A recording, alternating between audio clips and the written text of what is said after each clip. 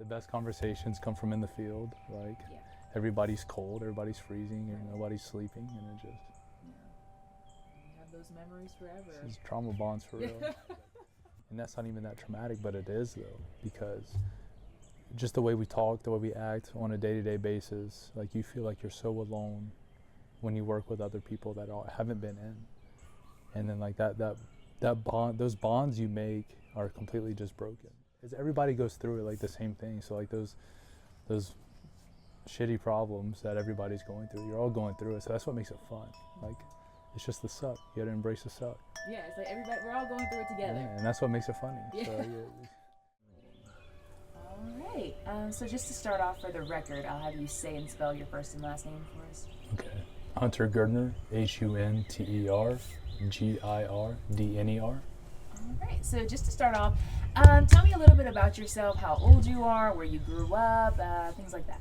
I'm 27 years old. I grew up in Cantonment, Florida, in this house right here, actually. Went to Tate High School, graduated from Tate, enlisted in the United States Army, served for 6 years, got medically retired, and then just started working after that. Ultimately led to where I am now. Yeah. And so prior to Operation Epic Fury, what did your day-to-day look like? So I ended up coming back to Florida. I don't live in Pensacola, Florida now, or I don't live in Cantonment now.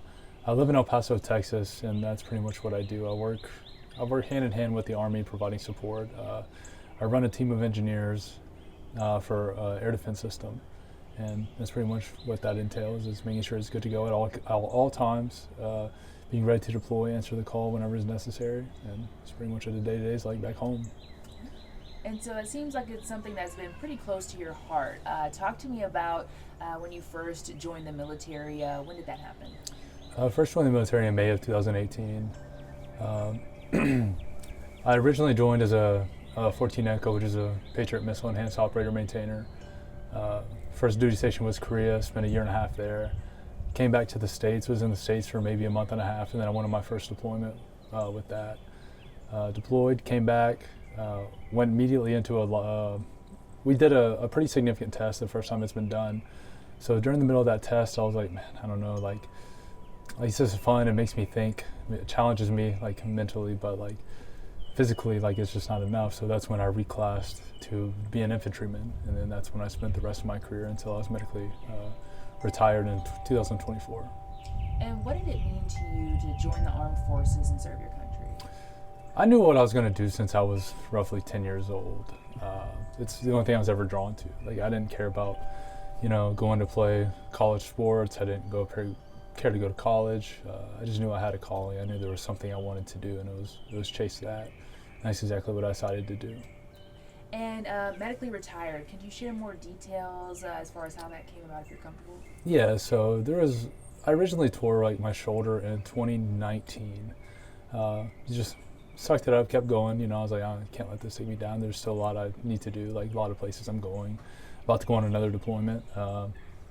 So I just powered through it, ended up tearing my left shoulder, and then came back, went through ALC, picked up staff sergeant, did all these things, and then ended up tearing my right Achilles. And then so by it was all said and done, I didn't have any surgeries, and I had 2 torn labrums in each shoulder. I had frayed scapular tendons in both shoulders. I tore my right bicepral tendon, and then I had a partially torn Achilles, and a couple of TBIs throughout this time as well. And then at that point, this is when I finally started to get seen, and then I was like, well, how much more can my body really take? And they wanted to medically reclass me from being an infantryman back to something else, like a desk job, and that's just not who I am. And so I just ultimately took the medical retirement and got out.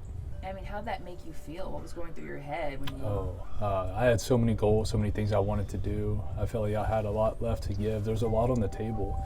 So it didn't really set well with me, and after I got out, I was in a pretty rough time. I was in a pretty bad spot, and it took like a year to get out of that mindset, just because I could have given so much, and there's so many people who have gave so much, and like we walk in these shadows of these legends, and it's just like, man, like I felt some way about myself, like I'm giving up too soon when some people have given so much more, and so it was a mental factor that I played. It was a battle that I tried to fight, and have been fighting for a long time. And I'm sure not just mentally, but also probably a pretty extensive physical recovery with that as well. Yeah, so I mean, I wasn't even thinking about the physical aspect of it. My body was for sure hurting. Like, it hurt to do a lot of different things, but it was the mental part that was beating me up nonstop. Just because I knew, like, did I push hard enough? Could I have given more? Can I keep going? Can I do these things? It's just thoughts that kept running through my mind nonstop. So after that, you're living in Texas, working, and then Operation Epic Fury comes about. How did that kind of develop? Yeah, so the way Operation Epic Fury came about, we're working in Texas, and then, you know, we get the late notification, hey, this is happening at this place. So we, without any questions, me and my team, we packed up. We went out there and we started performing our job as we're supposed to do. You know, trying to protect as many lives as we possibly can, and then, you know, we're out there for X amount of time, and then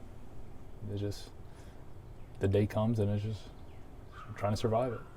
And can you maybe talk about who you were there with, like the people that you traveled with and who you were serving with? Yeah, so my team members, right? So John, Steven, Andy, and Mike. I'm the team lead. They're all part of my team, and so we're out there, and we're taking fire for about 12 hours straight. You know, pretty significant amount of time, and then towards the night is when it really got bad, and then me and John went out to help the people we were with and attached to, trying to clean up site, get things out of there, make sure that it was all cleansed for the most part in regards to SI.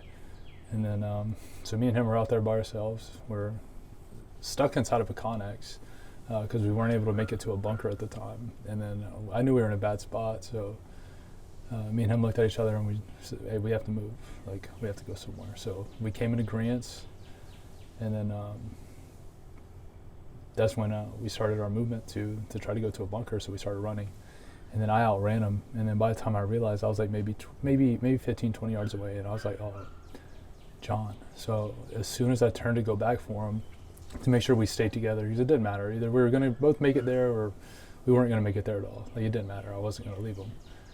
And so as soon as I turn around, that's when I hear the sound of a drone, and then it hits, and then get real confused. Like, I just feel like my inside just got ripped apart. Like somebody just grabbed my rib cage and flayed me open. And like, this is the sheer amount of pressure that I felt like hit me. And so it turned me around. I'm on the ground, kind of concussed, lost consciousness for a few seconds. Came back to, like, slapping the ground, just pissed. And I'm thinking to myself, like, okay, what do I do next? How do I get out of this situation? And so I'm laying there, I'm like, okay, I stand up. I do a blood sweep, you know, make sure my limbs are still there, make sure I'm good. But I knew that ultimately the problem was somewhere like in my abdomen area. And so I go underneath my hoodie, I do a sweep, I feel something's very, very wrong. Pull my hand out, it's just a bunch of blood. And then I feel some stuff hanging out of my stomach. So I just grab it, I throw it back in, I take 3 fingers, I plug the hole to make sure it doesn't come out again, and I just start walking as much as I could. Like, I can't breathe. Like, breathing is the most difficult thing possible on earth right now. Like, I can't do it. And then I'm shuffling about 100 yards to the bunker, and then I get to the bunker, and then I hit the ground, and then that's when the medics, they trauma shear my clothes off of me, and so all my clothes are off. They're doing an assessment, and then they put me in the back of a medevac. They take me to the Air Force Field Hospital. They perform the first surgery, and then just when I get driven an hour and a half away to the second hospital to do another surgery. And I was ultimately incapacitated for 3 days. The results of it were I lost a kidney, had a reconstructed spleen, had a grade 5 laceration on my liver, and then I also had a blood transfusion, and then I have permanent shrapnel in my abdomen from that scenario. Yeah. And so you said, was it just those 2 surgeries in total? Did you have more? Or? Yeah, so I had those 2 done in the host country. And then when they medevaced me from host country to Landstuhl, Germany, they didn't do anything. And then when I got to Walter Reed in Maryland, I had a wound vac in that they had to put me under again to take off. And then they also reopened up all the staples, and I had a bunch of foam inside because it's like an incision from here to here. There's like 34 staples holding me together right now, like my insides, or just my skin, I think. And so they had to open those up, and they had to get the foam out, and then they closed me back up. So I went under 3 times in a matter of less than 2 weeks. And I mean, what you were going through sounds extremely intense, and you just, you felt that pressure. Can you describe more of, what you were seeing at that time and what you were hearing? It was just nonstop incoming threats, right? Nothing but the alarms for incoming drones, TBMs, cruise missiles. It was a lot.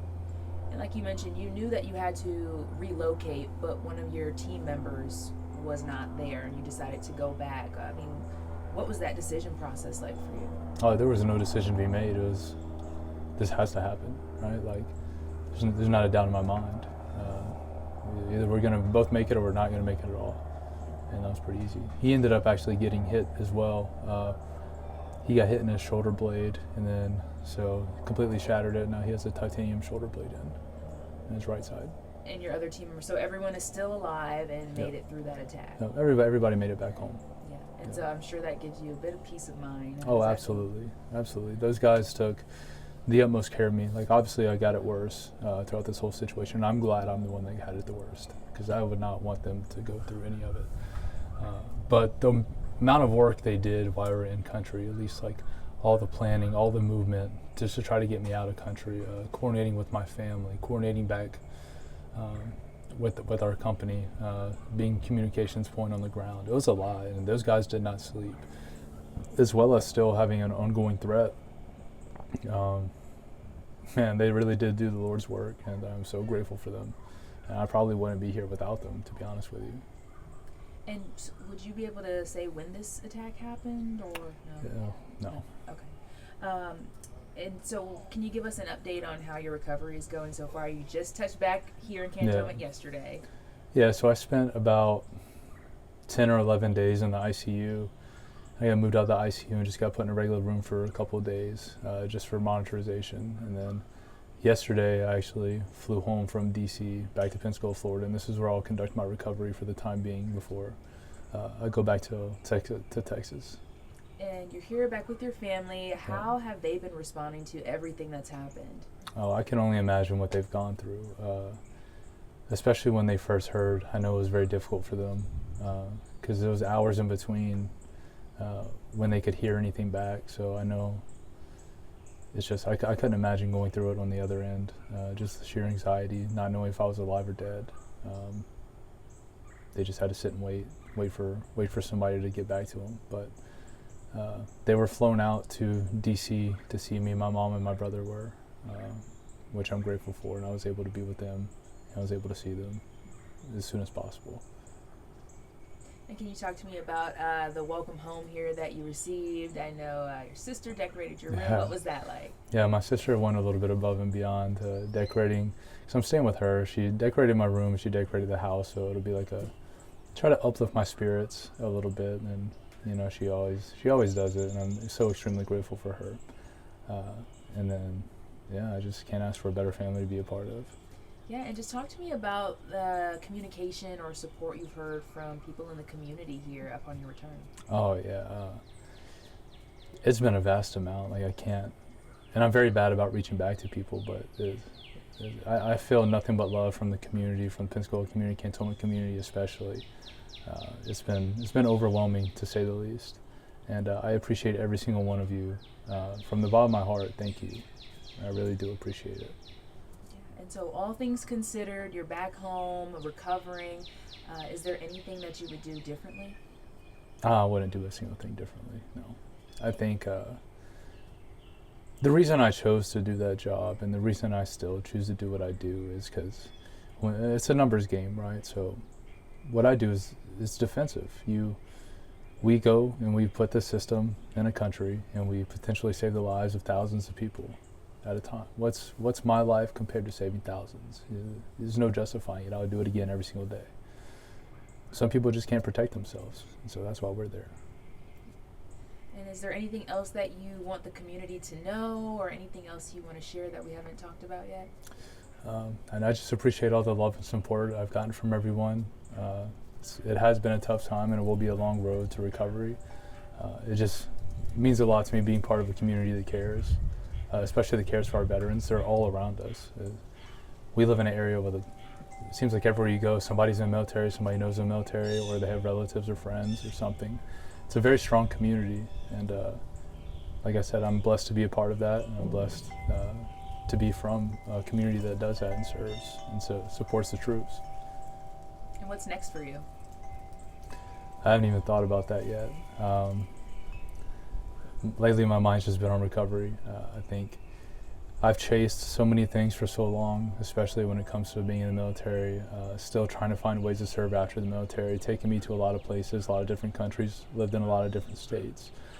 I think one thing I have neglected within this time is time with my family, or trying to build a family of my own. So I think that was like one of the realizations that like came to me like as I thought I was going to die, was maybe I slowed down for a little bit, and maybe I try to figure out what's next for me, and how do I go about that. And then I think I'm done putting off starting an accelerated master's program in software engineering, so I'll probably start that here pretty soon whenever I feel like I'm up for it. So yeah, there's some things on the horizon, but nothing set in stone yet. What do you want to do with that master's degree? Probably same thing. I'll probably stay somewhere where I can help the Department of Defense. And I feel like it's all I know. I'm just curious, on the night of that attack, what was the enemy forces look like on your end? You mentioned drones and ballistic missiles. Was there ground troops? None. Yeah, it was all aerial. Like just jets and helicopters, or No, not even that. So there was no air breathing threats, or so ABTs. So there was no jets, no enemy jets, no helicopters. It was strictly just launches. That's all it was. Yeah, I don't know if it's too soon to say, or like, if that call came again, would you answer and serve however you could? I mean, every fiber of my being tells me, yeah, I would. But I think at some point it's, how much have I already given? I served one time. I gave a lot of my youth already. I was lucky to make it out this time. Do I keep riding the line? Do I keep pushing it further and further? I don't know. It'd be very hard to say no to. But I think at some point, what am I chasing?